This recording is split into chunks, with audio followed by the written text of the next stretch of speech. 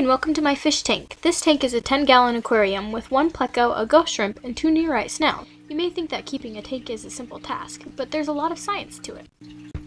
Today I'm going to show you the chemistry of a fish tank. This chemistry all comes down to the nitrogen cycle. In a fish tank, the nitrogen cycle is very important. It all starts with ammonia, which is released when a fish excretes waste. This ammonia in high amounts can kill your fish. Luckily, your tank also has a special bacteria that will break your ammonia down into nitrites. Nitrites in excessive amounts can also make your fish sick and kill them. Another bacteria is normally present in tanks, and this bacteria will oxidize the nitrites and turn them into nitrates. These nitrates can feed the plants, but can also be deadly in high amounts. I think we get that too much of one thing can be a catastrophe for a tank. So to check these levels of ammonia and nitrates, I have special equipment. First, I have a bottle of sodium hydroxide and sodium hypochlorite. This bottle is used to check ammonia levels. And the next one is sodium salicylate. Both these bottles are used to check ammonia.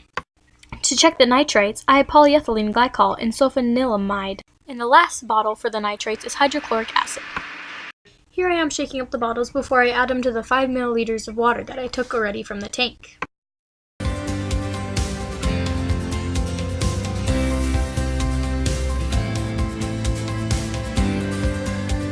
While we wait the 5 minutes for the ammonia levels to be tested, I'm going to test for the nitrates as well. Here we can see that the ammonia levels are between 0.25 ppm and 0.5 ppm. This is not the most desirable for a fish tank. Usually you want to be around 0. And here we're checking the nitrate levels. We can see that it's between 10 ppm and 20 ppm, which is decent. To get the ammonia levels and the nitrate levels down, you have to do a water change, which is basically where you just siphon the water out, clean up all the waste, just basically make the fish tank really clean. After a water change, my tank normally looks like this.